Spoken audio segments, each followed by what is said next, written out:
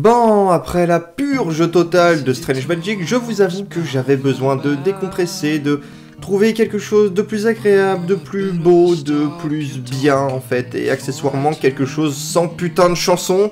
Et c'est comme ça que j'ai exhumé ce film, que j'en avais entendu du bien, mais que la vie, les films, tout ça, j'avais pas trop pris le temps de le voir.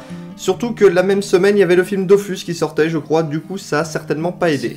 Donc on retourne dans l'animation française encore une fois, mais bon, comme je vous le répète depuis un certain temps, maintenant on est bon dedans, et en plus si ça peut m'empêcher de voir un film avec Admirad, c'est tout bénef.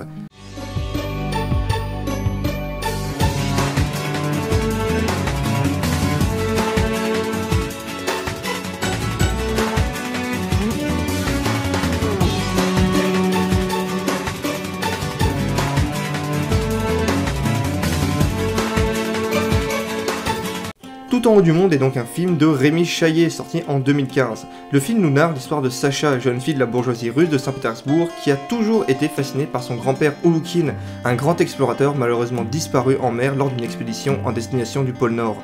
Disparaissant avec son navire, le Davaï, le plus grand précipage jamais fait, ce qui pousse le tsar à mettre une prime sur le rapatriement du Davaï.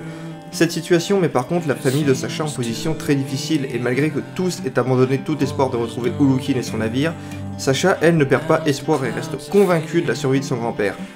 Bien que c'est un point assez intéressant du film sur lequel nous reviendrons plus tard. Le film commence concrètement quand Sacha fugue de chez elle pour partir en quête du Davaï après avoir fait une esclandre lors de son premier bal en clamant haut et fort à qui voulait l'entendre que son grand-père avait pris une route différente et que les recherches s'étaient faites au mauvais endroit. Vous voyez, même Lujin est de mon avis. Évidemment, il a trop peur de vous déplaire. Mademoiselle, vous devenez insolente.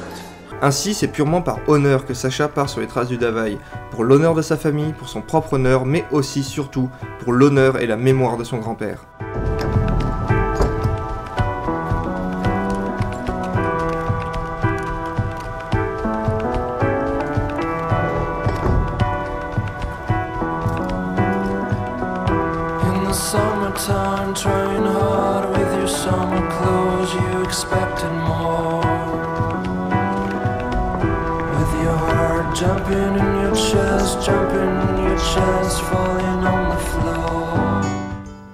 Oui, je sais, c'est long.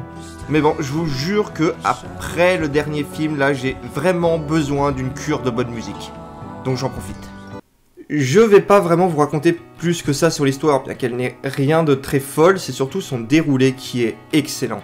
Parce que oui, Tout en haut du monde est un film excellent, sans aucune contestation possible.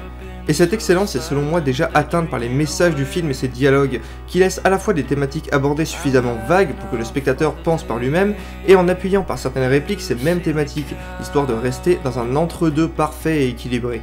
Et ce, alors que le film aborde de très nombreuses thématiques, toutes extrêmement intéressantes, la principale étant la mémoire et l'honneur. Et oui, la mémoire, parce que Sacha est parfaitement consciente que son grand-père est plus que probablement mort. Ce qui est très intelligent d'une part parce que ça montre que l'héroïne n'est pas niaise, vu que c'est assez difficile de croire que quelqu'un peut survivre plus d'1 an seul dans le pôle Nord, mais aussi parce que ça permet d'aborder le thème de l'acceptation de la mort, thématique qui donnera lieu à une scène purement déchirante et bouleversante en fin de film.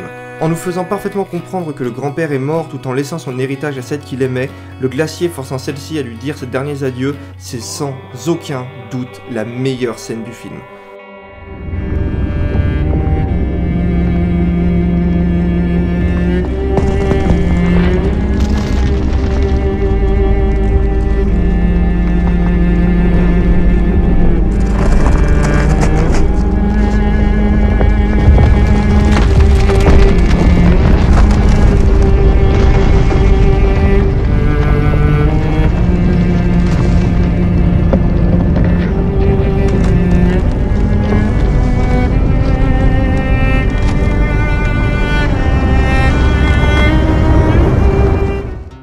L'autre grande thématique du film, c'est l'acceptation et la reconnaissance des autres, mais surtout de soi-même.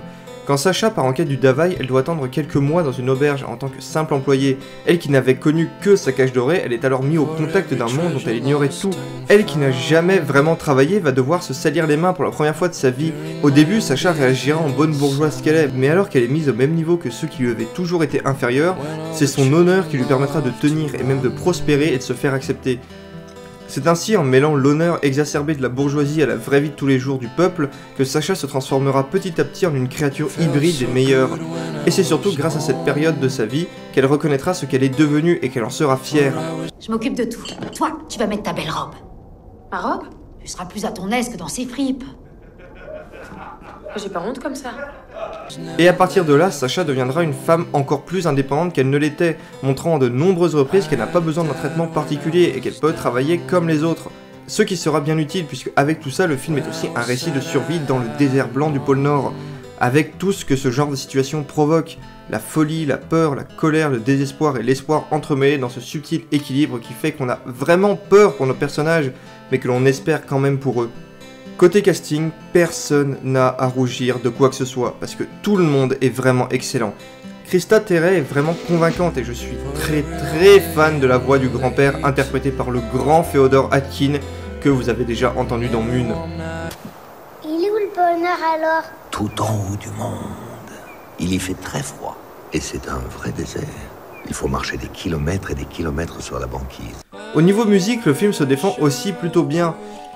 Bien que rappelant très fortement les musiques d'un certain Life is Strange, ce qui n'est pas étonnant en fait, puisque la musique est de Jonathan Morali, le compositeur de Life is Strange justement.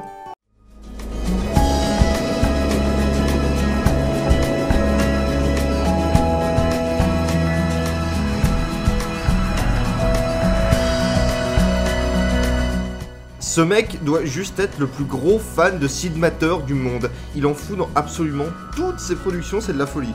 D'ailleurs, au passage, Sid Matter, c'est de la bombe, allez en écouter, vous serez pas déçus. Mais aucun film n'est parfait, et comme tous les autres, tout en haut du monde possède ses défauts. Mais alors, ils sont tellement minimes que c'est vraiment du chipotage. Tout d'abord, l'animation. Alors, c'est pas vraiment un défaut tout en étant un. L'animation est vraiment très belle. Les couleurs sont parfaites, le style est beau, les environnements sont magnifiques, même pour les grandes étendues arctiques, mais c'est vraiment pas fluide à certains moments, surtout au début, ce qui peut vous faire avoir une mauvaise approche sur le film au début.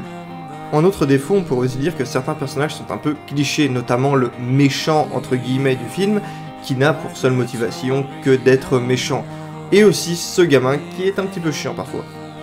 Et pour tout vous dire, quand je regardais le film pour la première fois, j'aurais aussi mis volontiers ce personnage dans le panier des clichés, mais alors son développement est tellement bon et son évolution tellement belle que je mets plutôt dans les meilleurs personnages du film. Et c'est tout. Et vraiment, j'ai vraiment dû chercher pour y trouver cela. Alors voilà, Tout en haut du monde est un film touchant et beau dans son scénario et ses thématiques, et magnifique sur ses visuels et sa musique. Vraiment, regardez-le, je vous jure que ça vaut vraiment le coup. Si vous avez aimé la vidéo, je vous enjoins donc comme d'habitude à commenter, à partager, à aimer, c'est tout ça qui fera vivre la chaîne. Quant à moi, je vous dis à bientôt et salut!